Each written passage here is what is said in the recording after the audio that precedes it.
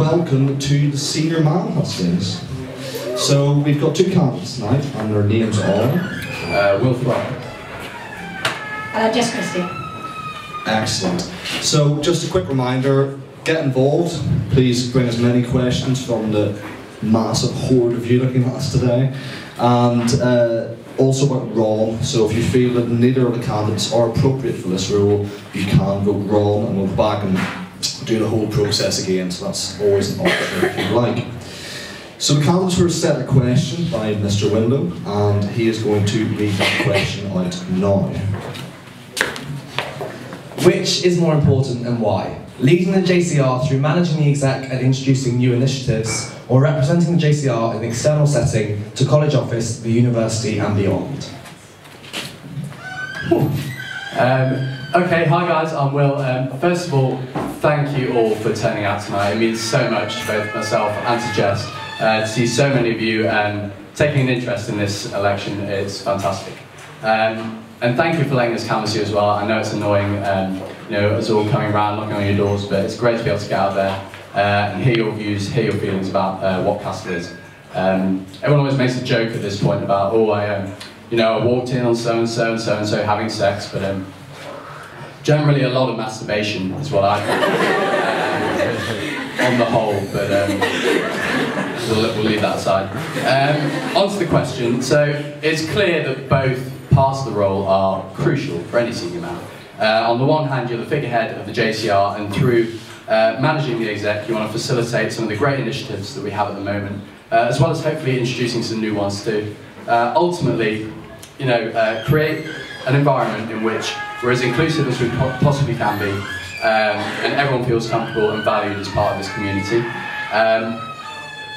Having said that, on the other hand, you have this representation, both college office, the wider university and beyond, and it's something that, particularly on the university level, aside from the USO, this is what your senior man does, is representing your views on the university level.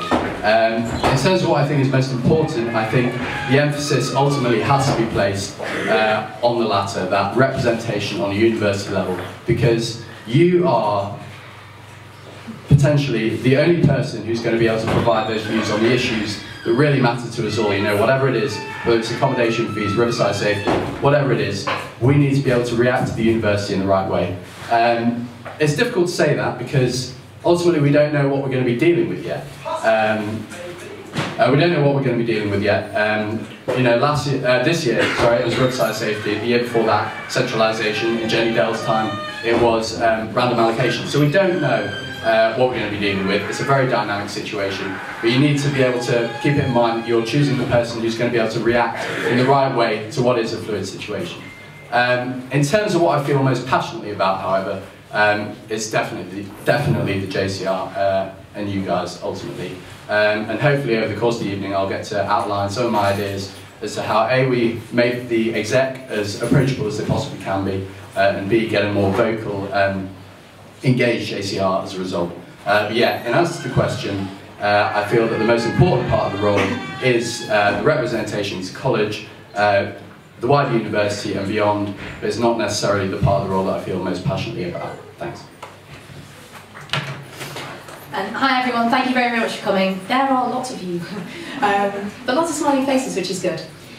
So I'm kind of going to outline what Will's already said. There are these two sides to the role.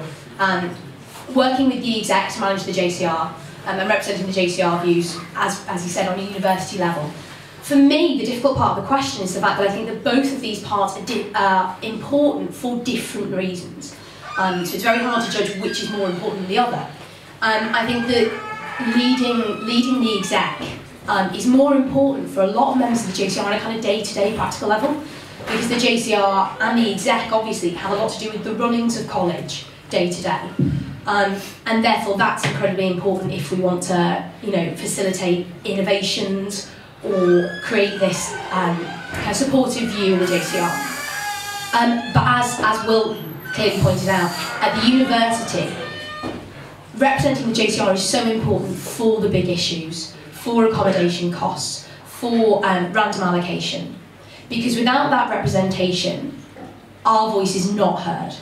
And as Will rightly said, USO and senior man are kind of the only people in a very confident place to do that. In terms of which one I think could be judged as more important, I think quite a lot of my policies on my manifesto, which obviously I'm going to come to later, so I won't address very much here. But I think if we create an environment in the JCR where the exec are more approachable and more accountable, as I said, the ways in which I do that, I will come on to later. The running of the exec and the management of the exec can't only just be done by senior man, but they can be done by the whole JCR. Because really, at the end of the day, they are an exec for you. And you guys need to feel like your voice is being heard in the management of that. Whereas, as Will said, senior man and USO are the only people really that can represent the views of the JCR on the university level. So both are important, and I think for me, although JCR engagement and exec management is incredibly important, an emphasis in my policies would go on the DSU and university side of things, because I think there are big changes that can be made there to make our voice heard a lot more and represented a lot more. Excellent. Thank you very much, guys. So we now open up to questions. Lots of you should be lots of questions. Yes, Tom. How would you characterise the relationship between vice senior man? Okay, vested interest from the vice senior man elect. How would you characterise the relationship between senior man and vice senior man? I think obviously the traditional distinctions, the VSN is kind of more based on a college level, whereas senior man is obviously more based on a university-wide level. But the relationship between the two, I think fundamentally it's a relationship of support and accountability. I think a senior man would be there to represent you and to help you in the work that you do day to day, whether that be in approachability so that the JCR feel like they can come to you with issues, or whether that's day to day you being able to engage with them. But I also feel like it's very, very important for both to feel accountable to each other, in a sense that sometimes if you feel like the senior man isn't representing the views of the JCR enough and isn't focusing enough on certain specific JCR, certain JCR policies, you need to be able to hold the senior man accountable for that. Whereas on the flip side, if we don't think the DSU policies or university-wide issues are being made accessible to members of college, then that needs to be addressed with help from the vice senior man in order to make policies more accessible for the JCR as a whole. Yeah, it's a good question. I think Henry and Nick have got a good thing going. Professionally, emotionally, physically, I don't know. But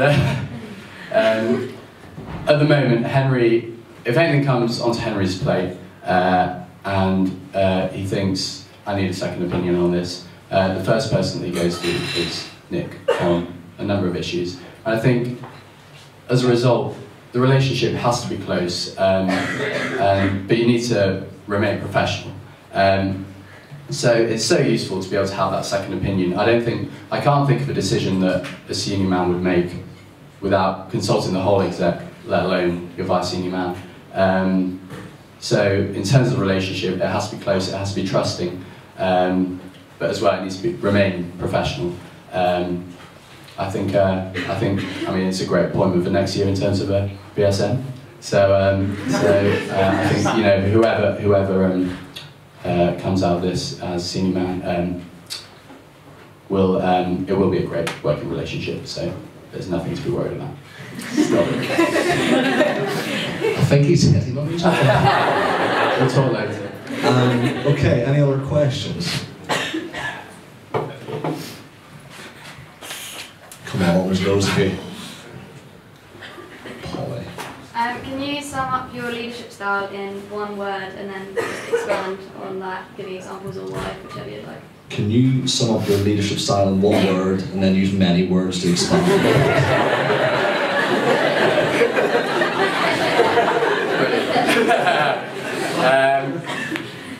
Okay, I'm not a thesaurus, but what I'm going to go for is facilitator.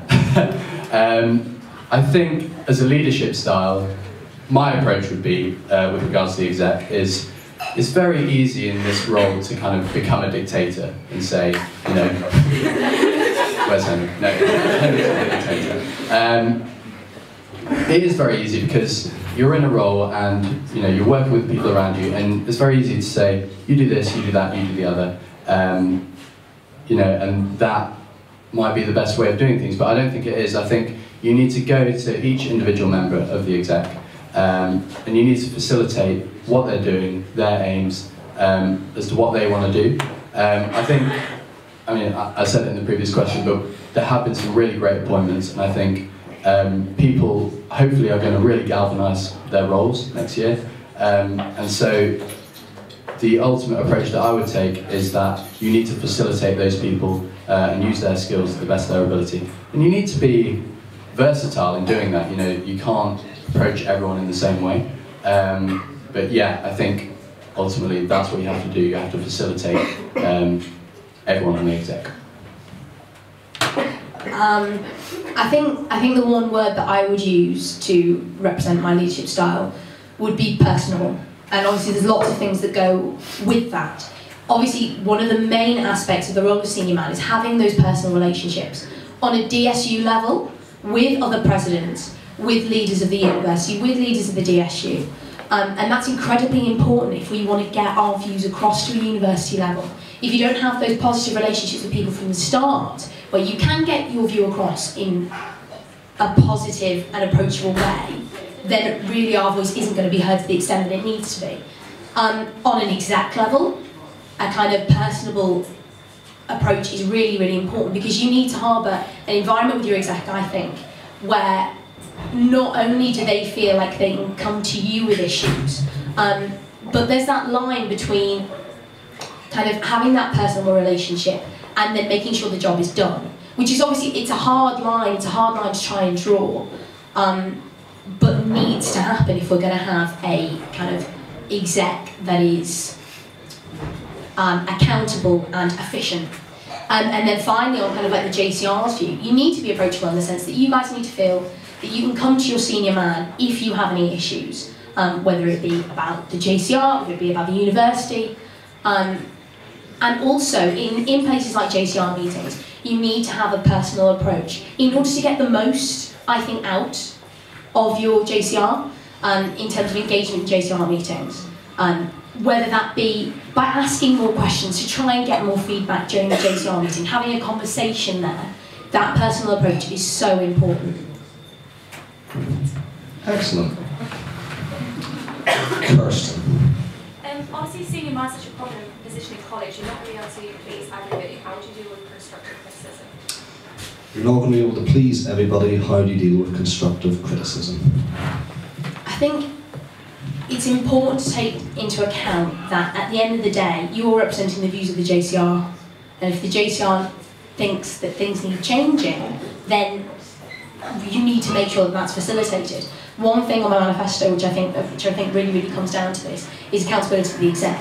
And one thing I really, really want to bring next year, which I think would help with that, is exec progress forums, where, if any of you guys went to the job title forum, where we can sit down in the undie with the exec, with members of the JCR, questions can be posed beforehand, kind of in an anonymous style. And then these questions can start off conversations where we can discuss issues with progress, you know, that the exec are making, or policies that the execs are making, or priorities, you know, that the exec have. Because at the end of the day, there are going to be certain things that people say on their manifestos, or certain policies that they think are important at the beginning of the year, which, as Will said earlier, things will come up that people don't expect. And that's just the nature of the job because of the university-wide level. But we need to make sure that not only are the exec kind of accountable to that, and that they can take this constructive criticism, but also that the exec have an opportunity to really let the JCR know what they're doing on a day-to-day basis. Because I think there's a lot that goes on behind the scenes on the exec level that you guys don't see. because they won't want to talk about the kind of bureaucratic issues that they're having with certain policies in a JCR meeting, because otherwise JCR meetings would go on for a long time. But I think that the people that want to be able to give this constructive criticism to kind of help improve the JCR as a whole, and the people that want to know about the ins and outs of what's going on have a right to and deserve to. So for me, that's one way that I would facilitate this constructive criticism. You're right, you can't please everyone in this role, and I think that is something that I personally would struggle with. I think part of what I like to think about myself as a person is that I like to be liked, not in a kind of like a desperate way, but you want people to feel positively towards you. And that's one of the hard parts about the role, is that that's not always going to happen. I think the most important thing to do is to keep perspective. You know, there's you on a personal level, and then there's you in the role. And I think the focus, Jess is right, you need to focus on you in the role and how you get the best out of the role. I mean, I'm hoping that this won't be like a frequent occurrence, like day in, day out, people lobbing rotten vegetables at Norman Gallery, but yeah, I think you're right, it's a very hard thing to do, and something that I'd struggle with personally, but you need to keep that perspective, yeah, and keep the distance between yourself and the role. Good stuff. Summer. You both talked about making the exec more approachable. How would you do this? How do you make an exec more approachable? For one thing, it is something that we've both spoken about, but I'm not sure. It sounds like we're being critical of these guys, which is not the case at all. I think it's something that constantly needs to be reviewed and constantly needs to be worked on. Practical ways in which I want to do it. For one thing, senior man drop-in sessions where, you know, every other week or something, going out into Moatside, into the Keep, and saying, you know, I'm here for the next hour. If you want to come and have a cup of tea, have a cup of tea. I need friends. Desperate. Yeah, I'm here, and you know, because not everyone wants to put their hand up in a JCR meeting and say, I want to start up this new society. You know, there are very few people who feel comfortable doing that, and so we need to increase the number of platforms in which people are allowed to get their views across. Another thing on my manifesto is about breaking down Norman Gallery as a public space. It's a really difficult one to approach. There's lots of different issues there. But what I want to see, firstly, is a greater variety of people up there. At the moment, you know that certain socials are always going to be using it. You know that bar are going to be up there. You know that rugby are going to be up there, which is great. But it would be lovely to see a bit more of a variety of people up there. And also not using it as a space for socials, you know, exclusively. They had the debating society up there the other night, which is great. You know, can you use it as a space, because it is a lovely space, and it's important that people feel comfortable there. The final thing that I would probably try and do to make the exec more approachable, at the moment there's this policy about taking a fresher to formal. Pretty good. Yeah, we should tend to dinner. But taking a fresher to formal, right?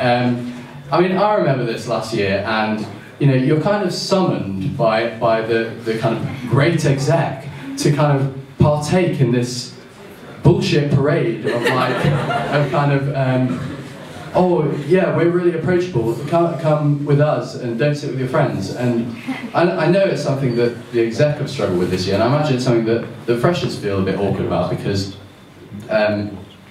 you know, it's difficult to not make that situation awkward. What I'd rather see is something like, you know, before formal, just having a drink on Norman Gallery and saying, we're having a few drinks beforehand, you know, come up if you want to, and then you can go and be with your friends. Because, yeah, at the moment, we're being a bit too dictatorial. There's some of the practical measures that I'd like to see introduced. For me, approachability is something I've talked about quite a lot on the manifesto, so I won't go into everything I've said. The forums is something which I think would help approachability, but as I've already covered that. One important thing which I really want to implement, as well as the drop-ins, which Will mentioned, is improving the relationships between heads of JCR events committees and the relevant exec member responsible for them. So every member of the exec, for those of you who don't know, are responsible for heads of events committees such as like Castle Fashion Show, Toasty Bar, Floor Out, Panto, things like that aren't technically societies but are big functions in college. And I feel like we need to harbour an environment where the exec is supporting those people and every function, rather than kind of just being responsible for them. So I was talking to a few members of the exec about this, and possibly one way that we could do that is by kind of putting discretionary meetings in the standing order, so that it starts that conversation off. So that you're not kind of controlling the way that the exec create those relationships between heads of events, but you're meaning that communication is started, because at the end of the day, a lot of the people that take on those roles are going to be second years who have never had responsibility dealing with a budget that large, have never had responsibility of putting on an event that big, and it can be a really daunting process. And I think the exec and other third years and finalists are in the right place to really tell people and give people advice on how is best to go about certain things. So improving that relationship, definitely. In terms of the drop-in thing, the well said, drop-ins are really important on my manifesto also, but I think for a wider proportion of the exec. So I think there's definitely some exec roles that would need it. Like I don't think Bar might need it, and I don't think Ents might need it. But definitely roles like the treasurer, and definitely roles like unions and societies, senior man, vice senior man, sponsorship, development. Because people need to know that the exec are going to be in their rooms at certain periods. And I think if we have this culture where the exec are going to be in their rooms to talk to certain individuals about their problems, people are going to be more likely to go up to Norman Gallery in general. And one point that I discussed with somebody while canvassing, which is an absolutely fantastic idea, would be if, say, 1 week the drop-in is on Norman Gallery, but the other week the drop-in isn't in the exec members' rooms, but it's in somewhere like a Mosaic Kitchen or Bailey Court. So you're taking the exec, if we don't move the exec's rooms, which I know is something that's been talked about a lot recently, you still feel like the exec can come down from Norman Gallery and are there for you to approach. So those are two of the practical ways I think I would help with approachability. Okay, good stuff. Ooh, the hands rising now. Yes. What would you want your legacy as senior man to be? Another good buzzword there. What would you want your legacy as senior man to be? My legacy, that's very difficult. There's so many things on my manifesto that I really want to implement and I think would genuinely help the JCR day to day. But I think, aside from the forums on the JCR level, for me, it would probably be trying to get Presscom's voice heard more on a university level. So for those of you that don't know, Presscom is the President's Committee, where presidents meet and discuss student issues. At the moment, that's kind of under the DSU, and I don't think that they are given the chance to speak to the university enough about their ideas, about the JCR's views, because I think really they are in the best place to really gauge student opinion. The DSU is very, very important, especially because of a lot of the structural things in place there, which means that we can directly get in contact with the university. But Presscom, I think, need their voice heard more. And I think that can be, it's not something that can be done overnight, definitely not. It's going to be a long process. But I think working with other presidents and trying to engage with the university, to have a university delegate on Presscom, because at the moment you've only got somebody from the DSU on Presscom, you don't have somebody from the university regularly turning up to meetings. And I think that's very important if we, as a college, want our voice heard. And I think to have our voice heard more will help with accommodation issues, with the random allocation issues, with all these big university policies. And if that's one thing that I can bring to the role, I think it would be a good legacy to leave. Yeah, legacy, big word, but an exciting word. One thing on my manifesto that I kind of started out by canvassing was something that I called the Spirit of the College project. And at the beginning of the week of canvassing, it kind of sounded like this scary idea. It was a bit vague, and like, what is he talking about? What does he want to achieve by this? Okay, so we have this value system. Well, what does that actually mean? And one of the best ways that canvassing has helped me is to really try and nail down this idea about what I want this to be. Because we're now, in terms of where we are at the moment, we're starting to have discussions about fundamental issues in Castle. And the senior man title debate is just one of those kind of debates that we've had over the year. But I really, really want to see that continue. At the moment, I kind of feel like at JCR meetings, it's a bit of a calling card from the exec to say, you know, because they will have discussed the issues so extensively, and they will have come to a conclusion about what they're talking about. And basically, a JCR meeting is saying, this is what we're talking about. Do you guys have any ideas? Oh, that's a nice idea. You know, no one writes it down because they've already talked about it. And what I'd like to see is us having more of a dialogue, more of a conversation, whilst those conversations are ongoing. And I think we do need to be talking about fundamental issues in Castle. You know, is Castle diverse enough as a community? I don't know. What effect do drinking societies have on how people feel in the undie? These are, I'm not saying that, you know, positive or negative things about these issues, but they're issues that we need to talk about. And I want us to have a conversation from the start about them, whilst those conversations are ongoing. So in terms of what I'd like to see left as a legacy, it's about getting to the core of some really fundamental issues about Castle, because at the moment, we have a good thing going here, but it's not perfect at all.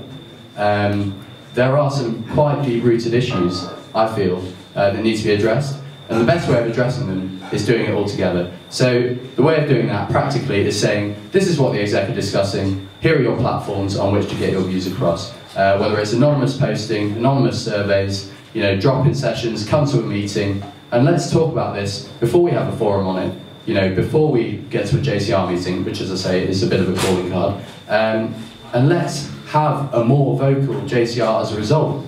That's the best way to increase engagement in college. Yeah, that's the list.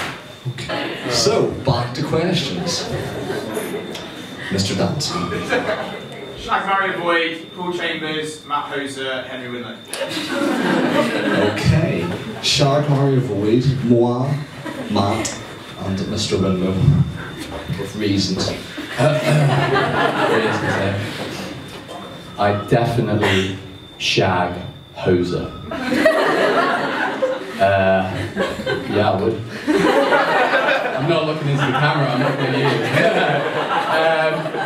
you. My reason for that is he's really great at photography.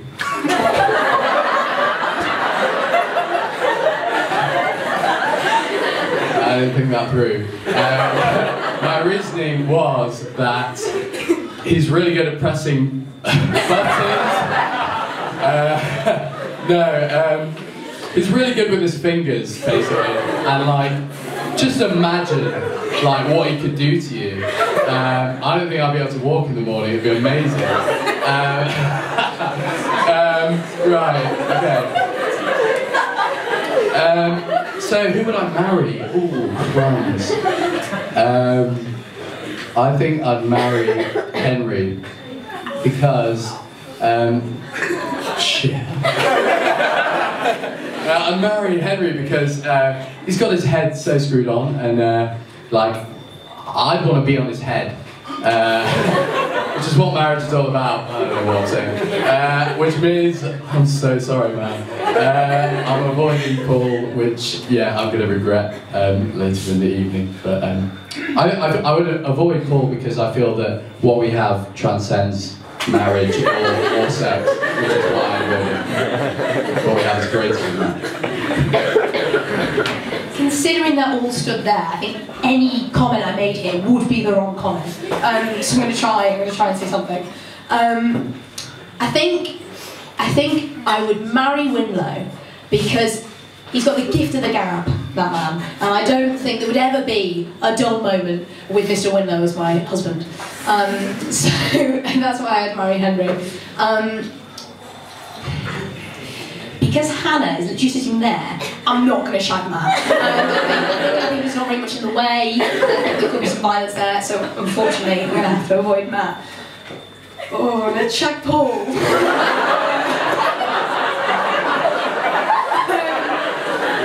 Because the Irish accent is very sexy, as was displayed in the panto.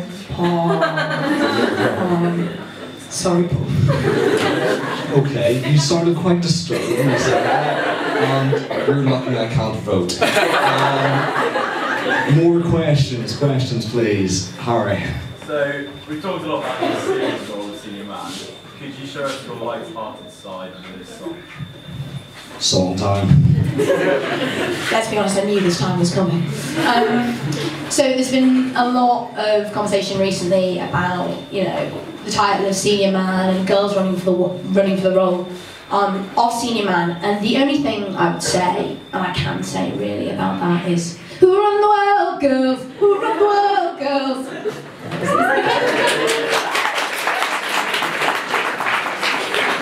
I love the answer. Oh balls! I had nothing prepared. I'm kidding. Okay, right. I apologise to any fans of Enrique Iglesias in advance, if there are any. Yeah. Here goes. Would you dance if I asked you to dance? Would you run and never look back? Would you cry if you saw me cry? Would you sing my story tonight? Would you tremble if I touch your lips? Would you laugh? Oh, please tell me yes. Now would you die for the one you love? Will hold me in your arms tonight. Your hero, baby. Come on now. I can kiss away the pain. Okay, well.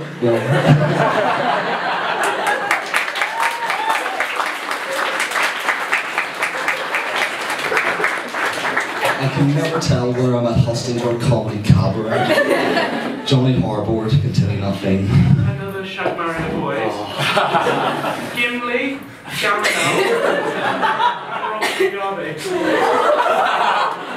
I'm not sure if we do that one. Can we do another question, please?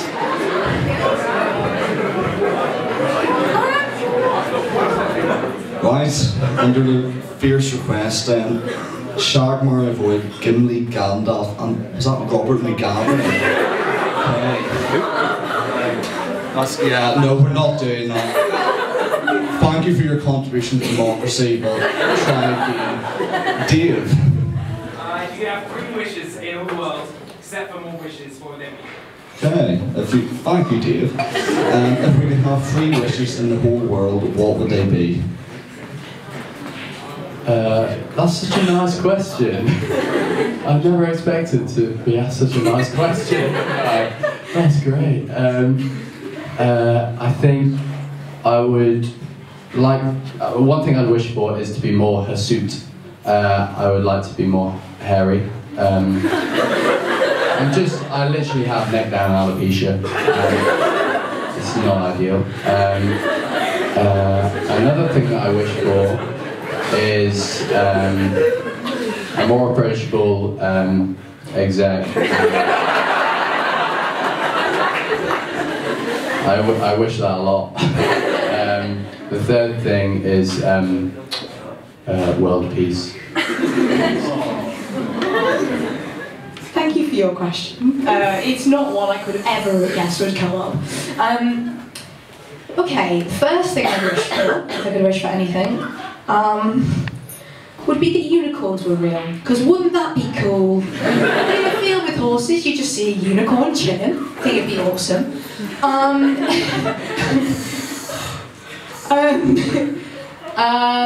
I would also wish for me to be taller, because the amount of jokes that are made about me being short is really not cool. So I wish to be taller. And my third one,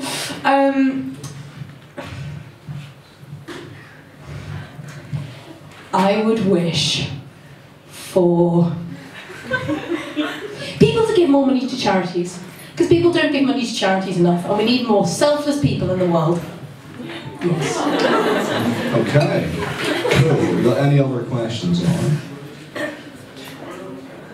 Yes. Do you think that we have an identity as a college, and if so, what is it? Do you think that we have an identity as a college, and if so, what is it? That's a very, very difficult question, because we do have an identity of a college, as a college, but I sometimes think the identity that we have doesn't always reflect what we are.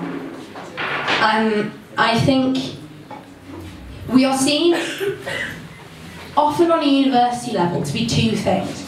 A college that really gets involved, a college that has people that are very, very passionate about what we do here at Castle, and a college that really is united in the sense that we have such a wonderful community here at Castle, where there is a big support network for people that need it, and that for me is very important. But I think we can also do more to improve the image that we have here at Castle. There's often a stereotype that Castle, similar to Hatfield, but not as bad as Hatfield, because we could never be as bad as Hatfield, have kind of this kind of white middle class privilege air, and that is not what we are as a college. It's not what defines us, and it's not what we are. I was speaking to a girl in Q Block the other day when I was canvassing, and it really hit me because she's an international fresher, and she said, when I'm at the university level, I feel like a Castleman, and when I'm at a college level, I feel Asian, and that's not right. That person should not be able to feel like they cannot be represented by this college because of their culture, because of their gender, for whatever reason. And I think we do need to do more to improve our image, internally as well as externally, doing more to include different cultures, different backgrounds in college. And I think it's the little things that we can do to improve that. Things like celebrating special events like Chinese Formal, and like Chinese New Year, sorry, like Diwali, in more interesting and engaging ways for those cultures than just a Chinese Formal. You know, doing things like that so that we can create an image for ourselves that is absolutely inclusive as what we are as a college. That'll be phrased, but yes. Yeah, that is unequivocally the hardest question of the evening. I feel like on a university level, there's a stereotype of Castle which kind of runs into our identity, and on a university level, people at the DSU look at us and say, these people are too backward looking, they're too traditional, and they're too stuck in their ways. And Jess is right, that does need to change, you know, that perspective, while still maintaining and holding on to what makes Castle a special place for everyone that's here. It's incredibly difficult to do that, but in terms of changing our perspective on a university, our identity on a university level, I think at the moment the way that we approach the union is quite combative, and that has been rightly so on the well, since the time that I've been here. That has had to have happened, but in the future, next year, you've got a new DSU president in Millie Tanner, and I've spoken to her. She seems like she's really on it and understands where we're coming from as a college, having come from being the president at CUTS. And you also have the election, the creation of a new vice-chancellor, and that could go either way. But I think the important thing to hold on to is that the way that we approach the outside world in terms of defining our identity, now is the time to be positive and collaborative in any way we can be with these people. I'm not saying that they will feel the same way back to us, and at that point, you know, we need to put our foot down. But hopefully the future is a bit brighter, and when we improve our relationships with the outside community, that's when our sense of identity will really flourish, because it is there. All of us here know that we do have an identity, and it's an incredibly strong one. It's just about letting everyone else know that. Okay, Zara. So student safety is a huge topic at the moment. How would you go about ensuring that students are safe but not restricting their liberties? Okay, student safety is a big topic at the minute. How will you go about ensuring students are safe while not restricting upon their liberties? Okay, so apart from the stuff that the police, ROSPA, the university are looking at in terms of riverside safety, the underlying issue that I think we need to really tackle as a college is about our approach towards alcohol. And this isn't a problem for Castle. You know, it's not a problem for Durham University. It's a nationwide problem for students in that how students approach alcohol now, it has gone too far. But that's incredibly difficult to change, because, you know, when freshers come here and they're like, yeah, we're all gonna, you know, drink loads, and that sort of attitude, it's incredibly difficult to change that. The problem happens in Durham because of the precise geographical nature of the city. You know, you've got a town centre that is almost 360 degrees kind of encircled by this river, and that's where the problem's caused. In terms of how to deal with that, I think the best way of combating the geographical nature of where we're studying is to focus on what makes Durham University so great, and that is the collegiate system. Because a college system instantly gives you that sense of community that, you know, we all feel and know and understand. I think Harry made a great point in his Hustings. One of his policies about teaching social sex to not only kind of go out there and make sure everyone's as drunk as possible, but actually, you know, having that pastoral role and giving them the training to do so, to actually make sure that everyone's looked after on a night out. You know, it isn't a legal responsibility, but it is a pastoral responsibility. And I think that, you know, as you move up the college, you've got to understand that you have that responsibility for those that you're looking after. You know, I'm not being puritanical and saying, you know, this has to stop, but I think we need to combat the issues with our greatest asset, and that is the collegiate system and the sense of community that it provides. Student safety is a massive issue, but one thing I want to get out of the way to start with is, although they are linked, I personally think there is a difference between student safety in regards to alcohol and student safety in regards to river safety. And although they are linked, I think we do need to tackle them in very different ways. So in terms of the river safety side of things, as senior man, it would be our job to really hold the relevant authorities to account for promises they've made. Will talked about ROSPA, the Royal Society for Prevention of Accidents, making sure that the DSU and the council and the police listen to their report, making sure that the DSU's action plan, which has recently been released, make sure that that's being followed through, that they're being held to account for that, and making sure that we have this relationship with the police, where although they may be, you know, kind of enforcing certain laws on students, they are also held to account for promises they're making, such as training bouncers when they come out of nightclubs, for students coming out of nightclubs, sorry, so they know how to handle drunken students. And I think that those can be really positive things on a DSU level that we need to push for. But in terms of alcohol awareness, as Will said, we need to do things as a college. to help improve alcohol awareness and general alcohol safety. I think things like having more hounds in the undie, where people are drinking in kind of a safe environment where we know that the undie's not going to serve them if they think that they're too drunk, where actually we know that Castle students are going to be taken home by Castle students, kind of, you know, would, as Zara said, kind of adequately fulfil that role of making sure that students are safe while also not affecting their autonomy. There is a massive difference between educating and kind of demanding. And we need to make sure that people know what they're drinking so that they can make informed decisions, having more info in the bar as to what's in the alcohol they're drinking. Do you know, there's the same amount of calories in a bottle of wine as there is in a Big Mac and fries, which is the most terrifying thing I've ever read in a pamphlet.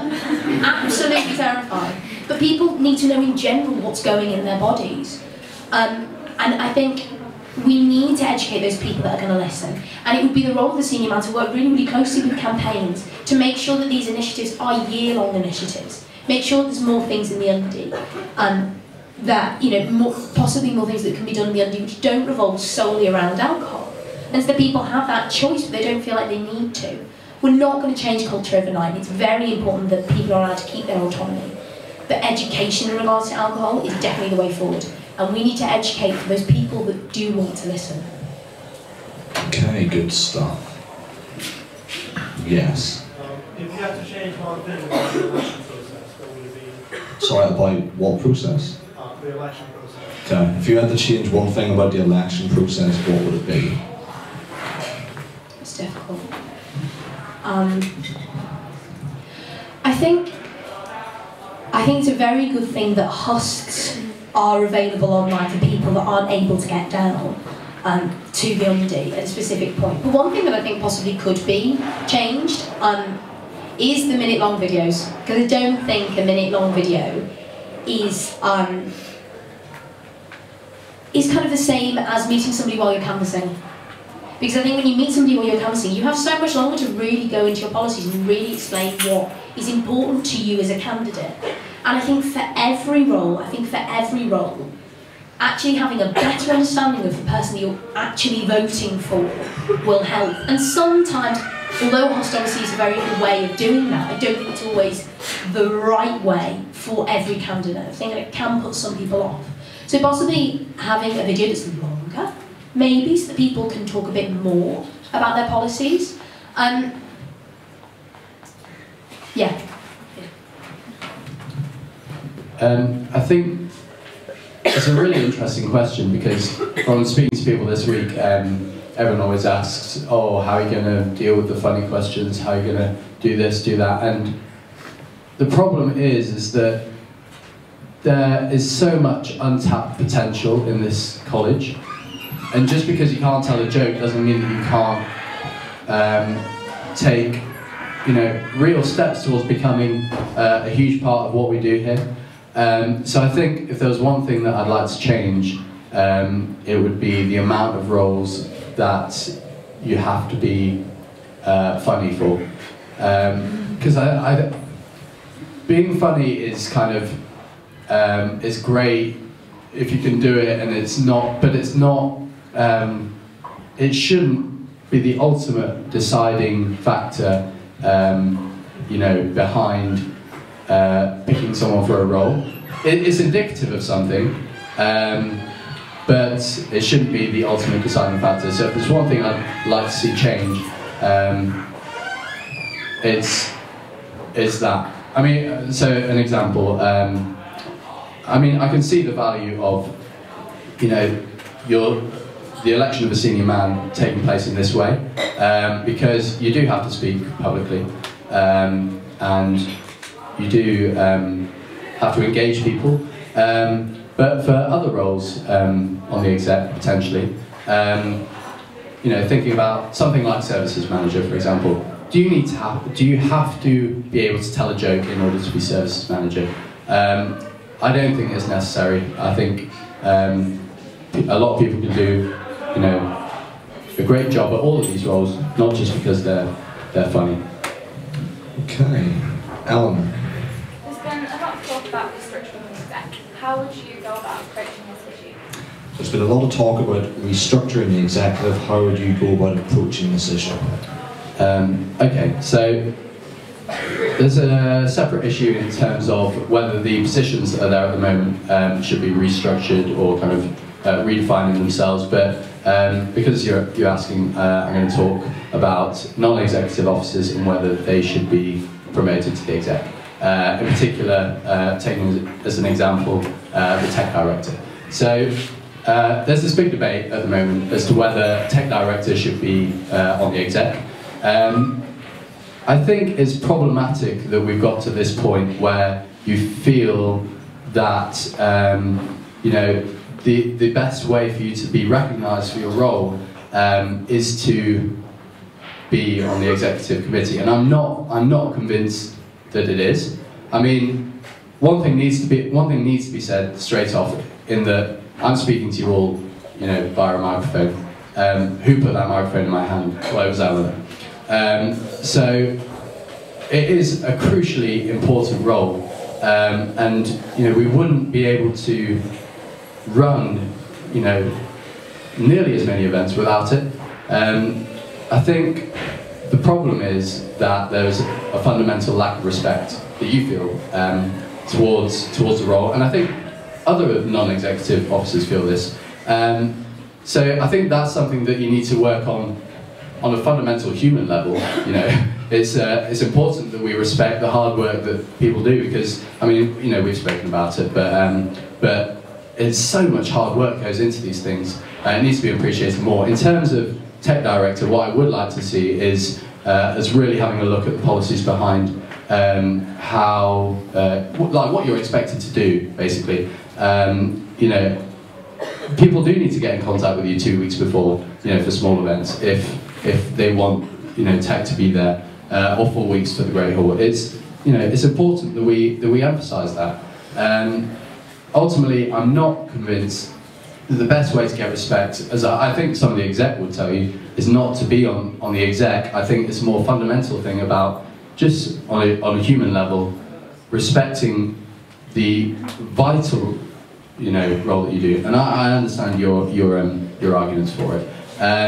In terms of practical measures, we're having the discussion on Saturday, and you know, I will push if elected as senior man, I would push for you to be there, because I think it's right that you should be there and you should be able to give your views. And I don't think that the rest of the exec should be able to make you feel like you shouldn't be able to give those views. And I will push for that if elected.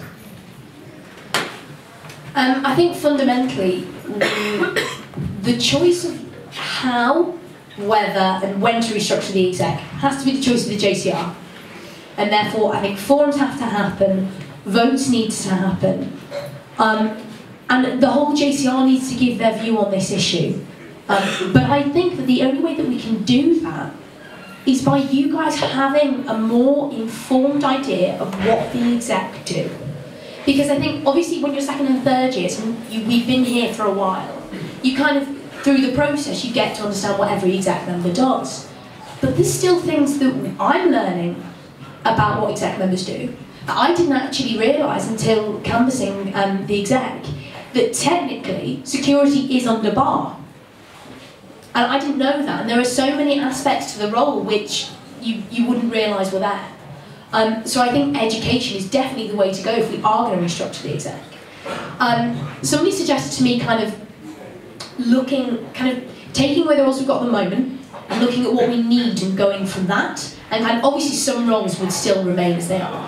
I think the problem with that is that it's quite disruptive as an approach, and I think you'd be left with a year where roles are undefined, and you know, there is difficulties with working with roles. So I think fundamentally it needs to be a JCR decision, but I think every exec position, and as we were saying, many kind of non-exec officers have very vital parts to play, and we need to know what those vital parts are before we can make an informed decision. And that's something I think we can only do by really looking into that and displaying that for the JCR to see. Okay, bad news, last question time. And how would you embody those characteristics? What makes a good leader and how do you embody those characteristics?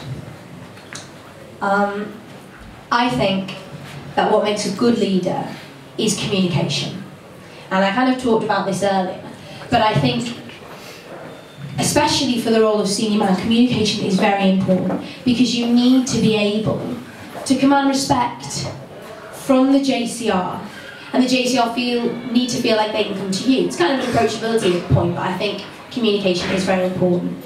In JCR meetings, for instance, as I said, I think there needs to be more of a dialogue. We need to create, I think, these JCR progress forums for the exec, where communication can be facilitated, and where the senior man can lead these discussions through good communication. And being able to communicate your views to the DSU is something that's absolutely vital. And as Will kind of touched on this before, but there's definitely a way to communicate in the right way. As he very well pointed out, you can't communicate in a very stubborn way the views of the JCR. You know, standing up for the JCR's views is very different to putting your point across and not listening. And those communication skills are absolutely vital. And through a lot of the things I've done in college, whether that be Floreat or Panto or Toasted Bar Committee, I've learned how important communication is to being respected and to getting the job done effectively. Okay, I think there are 4 things that I'd like to highlight. The first, we've spoken about it a lot this evening, but it's about being approachable. I think what people want to feel is that, especially from their senior man, it has these kind of weird connotations of power, and you kind of come in and you see the senior man, it's like, oh, that's the senior man. I think you want to be able to talk to people on one-to-one level and not make them feel inferior. I think that's crucial. Because the best way to make the exec accountable is to make them approachable. Secondly, I think you've got to be passionate.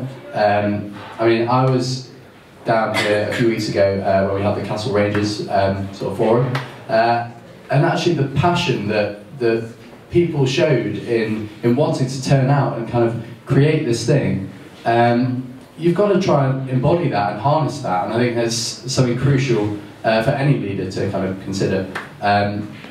Thirdly, I think you've got to be interested in people, because ultimately that's what college is all about. When you first come here, you kind of look at the castle and the Great Hall and you're like, this is amazing. But as you go through the process, you realise that actually what a college is all about is about people. And as a leader, that's what you've got to be interested in. I mean, if there's one thing to say, that's why you want that role, is because you get such great access to what people are like. I think they're fascinating. And that's one of the really exciting things about the role. And the final thing is, I think you've got to be authentic. I think you've got to, you know, do and say things in the right way that reflects who you are. You know, that's why ultimately this whole election comes down to identity, because you're not just picking, you know, a CV or policies or anything like that. You're picking the person that you want to, you know, stand at the end of the Barbican, you know, on that first day when freshers come in and say, welcome to Castle. You're voting for the person that's going to sit on Prescom, you know, and voice your views to the university. You know, you're voting for the person that you feel is going to listen to you.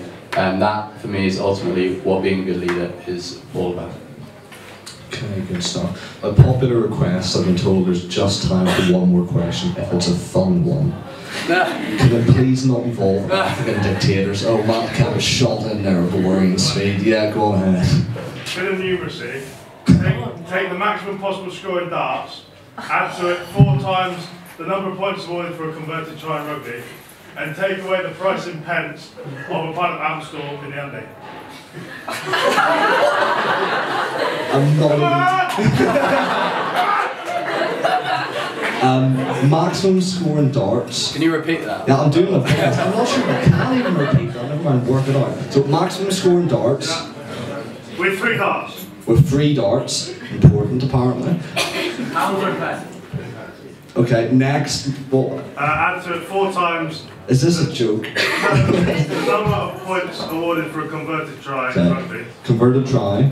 Plus Plus 4. darts. Added to the maximum score in darts. Times 4. Work out where the brackets go yourselves. Take away the price in pence of a pint of Amstel. Okay, minus price and pence of Amstel. And to be honest, I'm not even sure if Matt knows the right answer to this, so just give it a good shot. I was joking, it's okay. Come on. A lot of impatience here, go for it. Absolutely bizarre. I'm gonna say 93. Right, well, you can break this question down a bit. I think, I'm going to gauge your opinion, I think the answer to the first question is 180. Yeah. But I'm afraid as you can probably tell by looking at me, I'm not a rugby player. Never have been, never will be. So converted try, I'm going to take a guess, it's maybe 3. So, I don't know, I mean, we can pick them up in air, but essentially. So 4 times 3 is 12. So 192. Take away, was it the amount of pence? I'm gonna say that a pint is 150. So 42 would be the answer that we came up with. Yay! Okay, Matt, we're not going to leave him a cliffhanger. What was the answer? I'm not going to tell you. Yeah, that's one for all you guys out there to work it yourselves. Can we have a round of applause for our candidates, finally?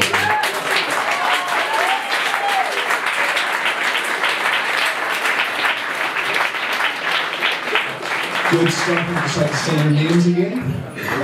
Jess Christy. Will Throp. Excellent. Voting is online probably now. And there's a JCR meeting on Sunday the 8th at 7:30. Please come along.